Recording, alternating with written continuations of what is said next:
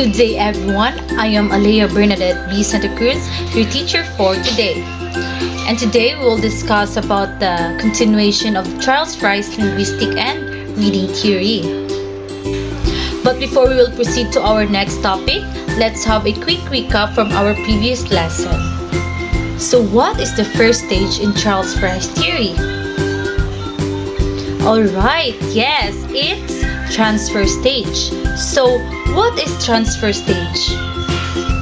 So the transfer stage is where the learner uses previously learned language skills in a new reading situations without relying on direct guidance or repetition. And now let's proceed to the second stage, which is the productive reading stage. So this stage describes the individual as he responds routinely to the written symbols or visual patterns, so automatic that the graphic shapes themselves sink below the threshold of attention, and the cumulative comprehension of the meanings signaled enables the reader to supply those portions of the signals which are not in the graphic representations themselves. So at this stage, reading becomes automatic and fluent. The reader recognizes words, phrases, and punctuation automatically. There no longer notices the shapes of the letters or words. Instead of focusing on the appearance of text, their brain jumps directly to the meaning. So as the reader goes along, they combine all the meaning of words and phrases to understand the full message or story. They can fill in missing information based on context or prior knowledge. So for example, when you read a sentence like, I went to the market yesterday.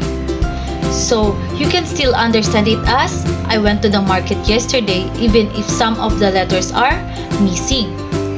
So this happens because your reading is automatic and your mind supplies the missing details.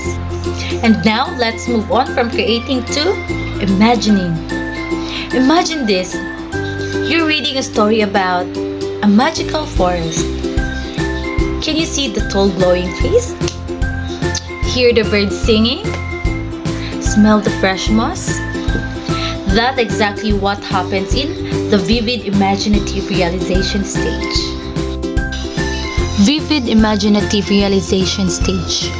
During this stage, the process of reading is so routinely that the reading is used equally with or even more than live language in the acquisition and development of knowledge. Reading incites the vivid imaginative realization of explicit experience. So at this stage, reading becomes so natural that it feels like an everyday habit. The reader don't just read words, they make the story come alive in their minds. From the word imagination, they use their imaginations to visualize the events, settings, and characters. It is like turning your brain into a movie screen where characters walk, talk, and act right before your eyes. So perhaps we all imagine what we are reading, don't we? Alright, so here's the example of the vivid imaginative realization stage. For example, a student reading a historical novel about World War II imagines the battles, soldiers, and events so vividly that it feels like they are witnessing the war firsthand, deepening their understanding of history. So in conclusion, Charles Fry's linguistic and reading theory concludes that reading develops from recognizing language patterns to imaginatively understanding them, and finally to independently producing language for real communication. And that's all for today. Thank you and goodbye!